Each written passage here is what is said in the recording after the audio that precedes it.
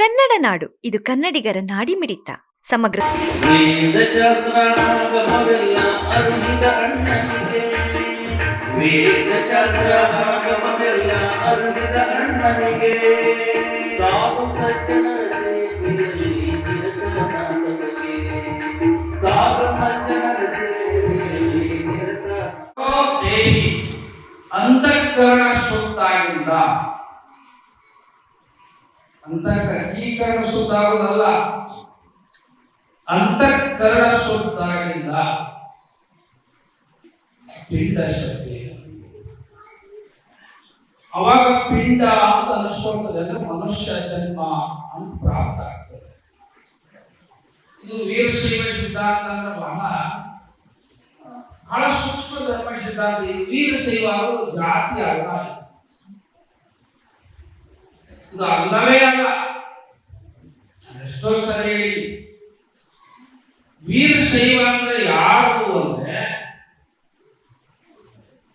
ಯಾರು ವೀರಶೈವರು ಅಂದ್ರೆ ಅವ್ರಿಗೆ ಒಂದು ವಿದ್ಯೆ ಗೊತ್ತಿರಬೇಕು. ಅವ್ರಿಗೆ ಏನ್ ಗೊತ್ತಿರಬೇಕು? ವಿದ್ಯೆ ಗೊತ್ತಿರಬೇಕು. ಯಾವ ವಿದ್ಯೆ ಅಂದ್ರೆ ಶಿವನು ಜೀವನು, ಜೀವ ಶಿವನಲ್ಲಿ ಒಂದು ಗೂಡ್ಲಿಕ್ಕೆ ಒಂದು ವಿದ್ಯೆ ಇದೆ. ಆ ಶಿವ ಜೀವನ ಐಕ್ಯತೆಯ ವಿದ್ಯೆಯಲ್ಲಿ ಯಾರು ಸುಖ ಪಡುತ್ತಾರೆಯೋ ಅವರು ವೀರಶೈವರು. ಯಾವ ವಿದ್ಯೆಯಲ್ಲಿ? ಸಂಗೀತ ವಿದ್ಯೆಯಲ್ಲಿ ಸುಖ ಪಡಲ್ಲ. ಸಂಗೀತ ವಿದ್ಯೆಯಲ್ಲಿ ಶಿವ ನಾಗಪ್ರಿಯನಲ್ಲ. ಸಂಗೀತ ವಿದ್ಯೆಯಲ್ಲಿ ಸುಖ ಪಡ್ತೀರಿ ಅಂದ್ರೆ ಶಿವ ನಾಗಪ್ರಿಯನಲ್ಲವ. ಮುಂದೆ ವೇದಪ್ರಿಯ ಶಿವನೆಂಬರು ವೇದಪ್ರಿಯ ಶಿವನಲ್ಲ. ಬುದ್ಧಿವಂತಿಕೆಯನ್ನ ಶಿವ ಇಷ್ಟಪಡ್ತಾನೆ ಅಂದ್ರೆ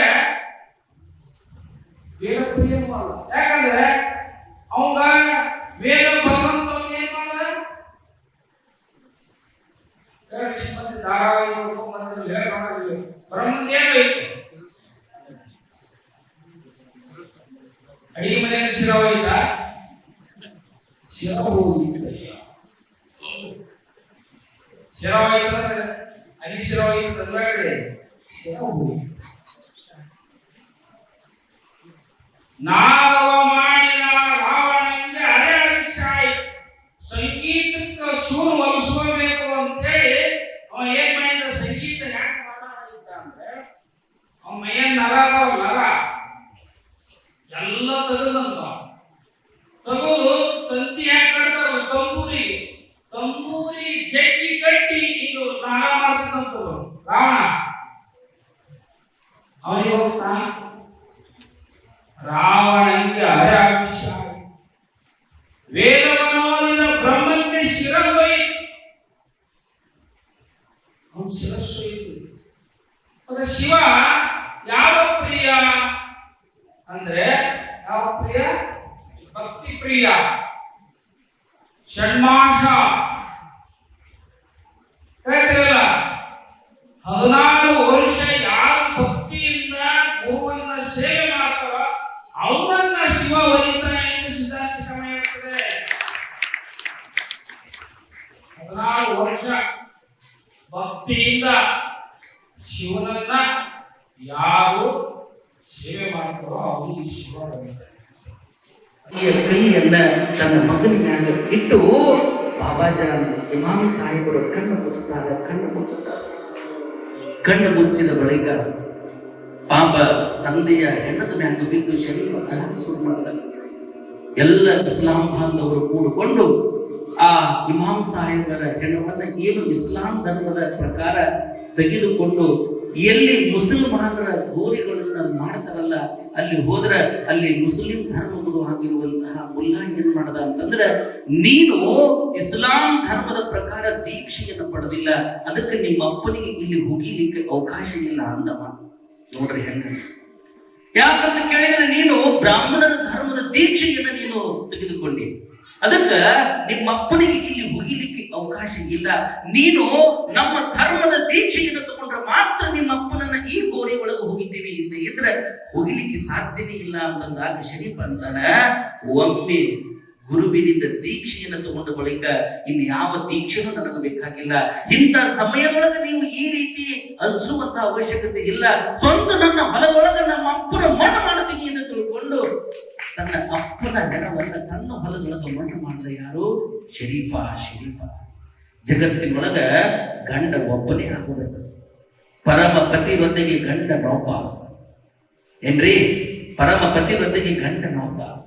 ಬಹಳ ಮಂದಿ ಪತಿವ್ರತ ಧರ್ಮ ಆಗುತ್ತೆ ಅನ್ನೋದು ಹೆಂಗ ಪತಿವ್ರತ ಧರ್ಮ ಆಗಬೇಕಾಗಿತ್ತು ಅಂತಂದ್ರೆ ಒಬ್ಬ ಗಂಡನಿಂದ ತಾಳಿ ಕಟ್ಟಿಸ್ಕೊತೀವಿ.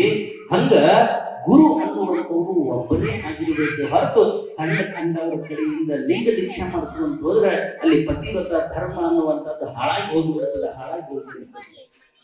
ಹಿಂಗ ಶರೀಫ ಸಾಹೇಬರು ಆ ಮುಲ್ಲಾಹನ ಜೊತೆಗೆ ವಾದ ಮಾಡಿದ್ರು. ತಂದೆ ತೀರ್ಕೊಂಡ ಒಳಗ ಮುಂದೆ ಅಲ್ಲೇ ಶರೀಫರು ಎಲ್ಲಿ ನೋಡಿದ್ರು?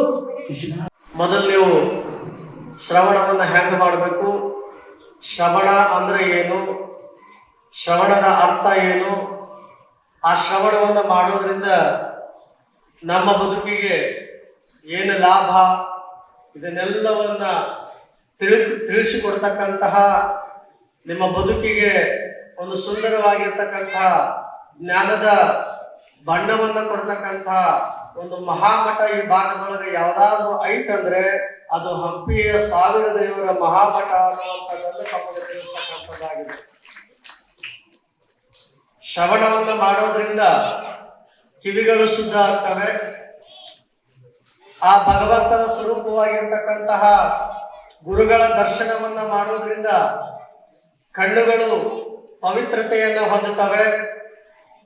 ಆ ಗುರುವಿನ ಸಾನ್ನಿಧ್ಯಕ್ಕೆ ಹೋಗಿ ಒಂದಿಷ್ಟು ಪರೋಪಕಾರವನ್ನ, ದಾನ ಧರ್ಮಾದಿಗಳನ್ನ, ಅಲ್ಲಿಷ್ಟು ಸೇವೆಯನ್ನ ಮಾಡೋದ್ರಿಂದ ಕರಗಳು ಶುದ್ಧವಾಗ್ತವೆ.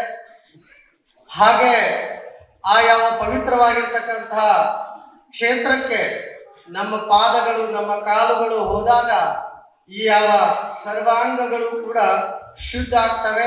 ಅಂತಹ ಮಣ್ಣಿನ ಕಣಕಣದಲ್ಲಿಯೂ ಕೂಡ ಶುದ್ಧವನ್ನ ಮಾಡ್ತಕ್ಕಂತಹ ಭಕ್ತರ ಮನಸ್ಸಿನ ಕೊಳೆಯನ್ನ ತೊಳೆಯುವಂತಹ ಏಕೈಕ ಮಹಾಮಠ ಗುರುಗಳು ಅಂತಂದ್ರೆ ಅದು ವಾಮದೇವ ಶಿವಾಚಾರ್ಯ ಮಹಾಸ್ವಾಮಿಗಳು ಮಹಾಂತರ ಮಠ ಅಂತ.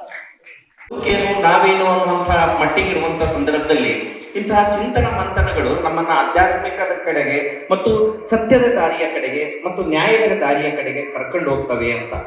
ಈಗಲೂ ಕೂಡ ಗ್ರಾಮೀಣ ಮಟ್ಟದಲ್ಲಿ ಯಾಕೆ ಸತ್ಯ ನ್ಯಾಯಪರತೆ ಹೆಚ್ಚಿನ ಮಟ್ಟದಲ್ಲಿ ಇದೆ ಅನ್ನೋದಕ್ಕೆ ಇಂತಹ ಚಿಂತನ ಗೋಷ್ಠಿಗಳೇ ಕಾರಣ ಅಂತ ಹೇಳ್ತೇವೆ. ನೀವು ಸಿಟಿಯಲ್ಲಿ ನೋಡಿದ್ರೆ ಧಾರಾವಾಹಿಗಳು ಮುಂದೆ ಕೂಡ್ತೀವಿ ಹೊರತು ಇಂತಹ ಚಿಂತನ ಗೋಷ್ಠಿಗಳಲ್ಲಿ ಇರಲ್ಲ. ಯಾಕಂದ್ರೆ ಅವ್ರಿಗೆಲ್ಲವೂ ಕೂಡ ಹೆಂಗಿರುತ್ತೆ ಅವ್ರ ಮನೋಭಾವ ಅಂತಂದ್ರೆ ಅವರ ಮನಸ್ಥಿತಿ ಸ್ಮಶಾನ ವೈರಾಗ್ಯದಂತೆ ಅಂತ.